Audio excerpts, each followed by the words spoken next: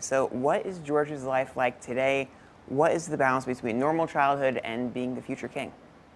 You know, Kate and William have made incredible efforts to ensure that George has been able to enjoy at least a little bit of normalcy. Now, obviously, we've seen George taking part in a lot more royal engagements of late, and as he gets older, we're going to see him taking on an official role more and more frequently. But even as all of that is happening, George is still able to enjoy the life of a normal boy. He was the first ever royal to go to a co-ed school, which was a great experience and also meant that he got to attend school with his sister Charlotte, which I think was a really wonderful thing. He's known for being absolutely obsessed with sports. He plays rugby. He also, believe it or not, plays the electric guitar. He's known to have a fondness for Led Zeppelin and AC/DC, which I think is not necessarily the kind of music you would associate playing inside the walls of Windsor Castle, but there you go. Just like any other normal boy, he's going to have a birthday party thrown in his backyard. Granted, his backyard is at Windsor Castle, but still, they make every effort that they can to give him those experiences that every little boy, no matter who they are, deserves to have. And I think that great credit needs to be given to the Prince and Princess of Wales for taking such important steps to make sure that George learns what he's supposed to be doing as a future king, but also understands that he's a young boy who deserves to kick back and have fun. And does he know right now that he's going to be the future king? And if so, how was he told?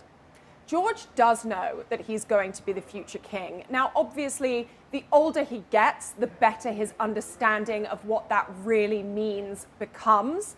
However, he was told for the first time around his 7th birthday. William and Kate are understood to have sat him down for a fairly frank conversation. Now, at 7 years old, you're not really going to be able to understand the weight and responsibility that you're facing as a future monarch.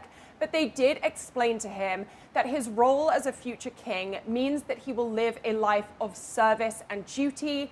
They explained to him how important the role is to the British people and the fact that it is one that is really about giving back to the public. And from what we understand, he's grasping that more and more every day. And I think you've seen it in his public appearances. He's really relaxed into the different official engagements that he's been doing. When we saw him in his official role at King Charles's coronation, for example, he looked confident. He knew exactly what he was doing. And even though he was the youngest person to take on an official role during that ceremony, he mastered it. He did it with such kind of confidence and grace. And I think that that's a really wonderful indication of how he's going to be as he really matures into the role of future king. We've been seeing George out and about quite a bit lately. Is that a deliberate choice, and why? It is a deliberate choice on the part of William and Kate, but it's also a natural one. As any parent out there knows, the older your child gets, the more mature they get, the more opportunity you give them to kind of hang out with the adults, as it were. So when George was a very young boy, they didn't feel that it was fair to him to expect him to attend all of these different events, to sit there calmly and politely with his hands folded in his lap. And just like you see with George's younger brother Louis, who doesn't get to go to all of the same events that George and Charlotte do, it was exactly the same thing with George. Now that he's a bit older, now that he understands more how he's supposed to behave in public when the world's eyes are on him, William and Kate feel much more confident taking him out and about and giving him an opportunity to kind of flex his future king legs, as it were. But I think they've also done it in a really masterful way. We know that George loves sports, so William and Kate have taken advantage of all of those wonderful public engagements in a sporting arena in order to introduce George more to that life of kind of being in the spotlight. You know, he was at Wimbledon very recently, he was at the cricket with his dad, he's been to many a football or soccer game, and those are things that he really enjoys, and also places where he feels as though he can relax. We've seen him kind of cheering and screaming and rooting for his favorite team, and that's a really great indication to the public of how William and Kate are balancing allowing him to be a normal boy, but also slowly introducing him to what it really means to be a public-facing member of the royal family. That's great. And what kind of child is George? You've touched on his interests. We see how he's been embracing them. But how would you describe his personality?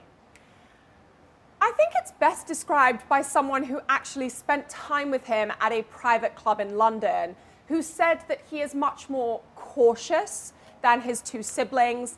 Charlotte and Louis tend to be the more boisterous siblings who rush forward, who make energetic, excited, kind of gestures and all of that kind of stuff. Now, that's not to say that George is shy. I think that that's a wrong image that has been painted of him. I think he's more reserved than Charlotte and Louis. I think that he tends to be a little bit more thoughtful than the two of them. And that will be a combination of two things. A, his natural personality. We can't all be boisterous, extroverted people. But also because he does have more responsibility on his shoulders, both as the oldest sibling, but also as the future monarch. And you saw that dynamic with William and Harry. Harry garnered this reputation for being the loud, crazy joker, while William was always the more reserved one. Yes, that had to do with their differing personalities, but behind the scenes, we know that William's a joker. He knows how to have a good time.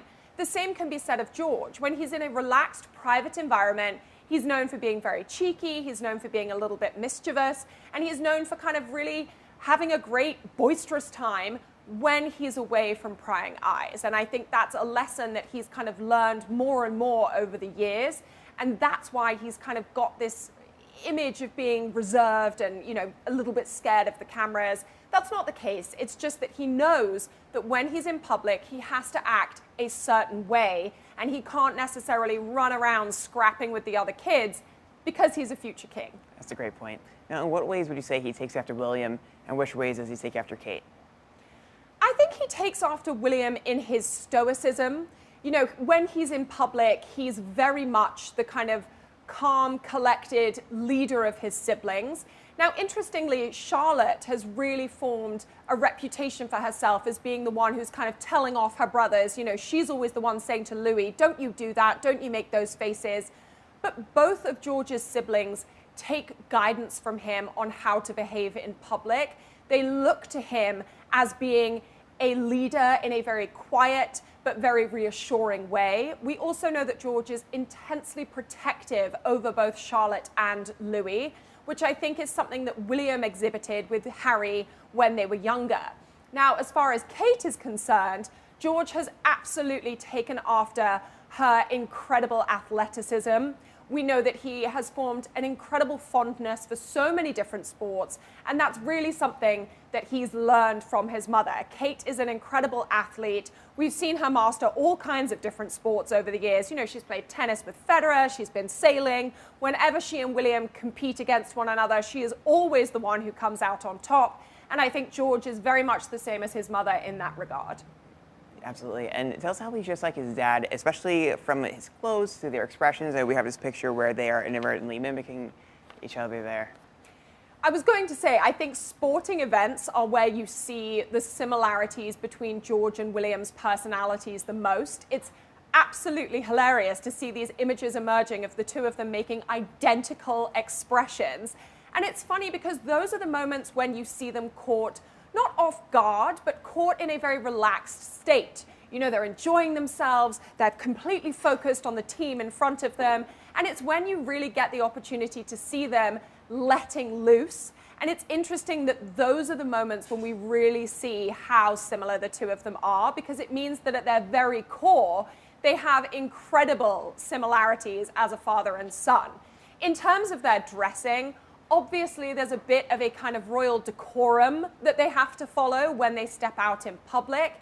And that is largely why George almost looks as though he's mirroring his dad's fashions. I don't think that George is going to his mum saying, oh, I'd really like to wear a plain navy suit like dad does. It's much more about ensuring that George looks the part as he goes out to these royal engagements. And that, for the most part, means wearing a suit. Great point. How is George's upbringing different from William and Harry's?